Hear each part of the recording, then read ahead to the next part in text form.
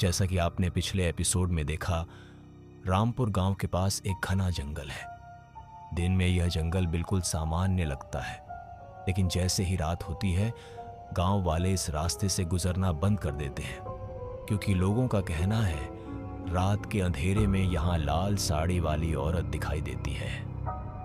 लंबे खुले बाल, जला हुआ चेहरा और उसके पैर उल्टे होते हैं, और जो भी उसे देख लेता है वह सुबह तक जिंदा नहीं रहता।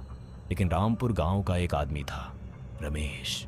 रमेश को इन सब कहानियों पर कभी विश्वास नहीं था। उसके लिए यह सब सिर्फ अंधविश्वास था। लेकिन एक रात उसकी मुलाकात उसी लाल साड़ी वाली औरत से हो गई, और अगले ही पल पूरे जंगल में रमेश की डर भरी चीख गूंज उठी। अगली सुबह गांव वालों को जंगल में रमेश की लाश मिली।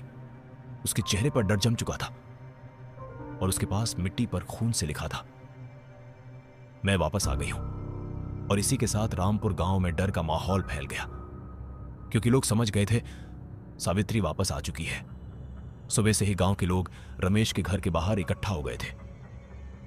हर किसी के चेहरे पर सिर्फ एक ही सवाल था, ये सब कैसे हुआ? रमेश का दोस्त महेश वहीं खड़ा था। उसकी आंखों में आंसू थे।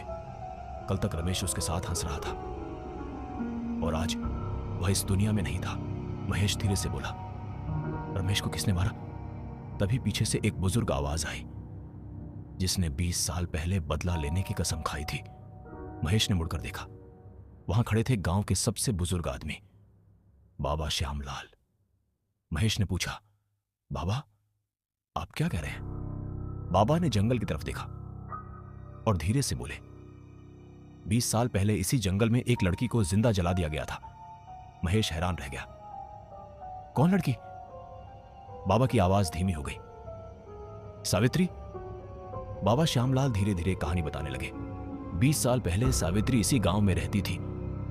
वह बहुत सीधी और शांत लड़की थी, लेकिन गांव के कुछ लोग उसे पसंद नहीं करते थे। एक दिन गांव में एक अजीब घटना हुई। एक बच्चा अचानक बहुत बीमार पड़ गया, और लोगों ने इल्जाम लगा दिया कि सावित्री काला जादू करती है। लोगों का गुस्सा इतना बढ़ गया कि एक रात कुछ लोग सावित्री को घसीटकर जंगल में ले गए। महेश ने डरते हुए पूछा, फिर क्या हुआ? बाबा की आंखों में आंसू आ गए। उन्होंने सावित्री को एक पेड़ से बांध दिया और फिर उसे जिंदा जला दिया। यह सुनकर वहां खड़े सभी लोग सन्न रह गए।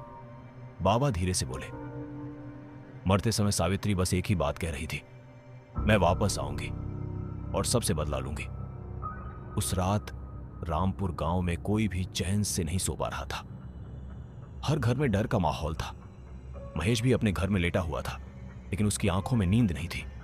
बाहर हवा बहुत तेज चल रही थी। पेड़ जोर जोर से हिल रहे थे। तभी खट खट खट, महेश के दरवाजे पर किसी ने दस्तक दी। महेश का दिल तेज धड़कने लगा। उसने डरते हुए पूछा, कौन है? बाहर से कोई जवाब नहीं आया। दस्तक फिर हुई, खट खट खट। महेश धीरे धीरे दरवाजे की तरफ बढ़ा।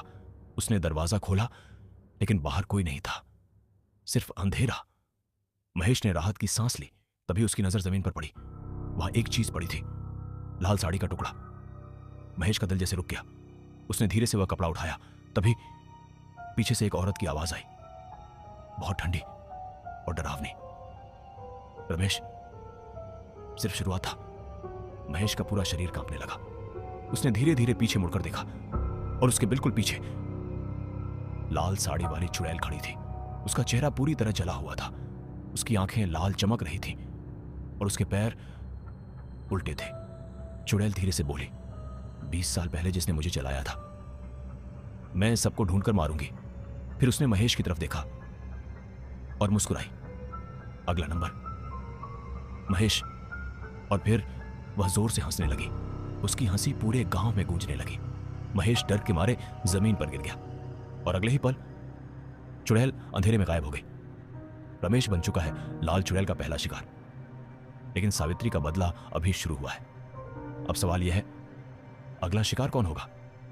महेश या कोई और सबसे बड़ा रहस्य, सावित्री को जलाया किसने था?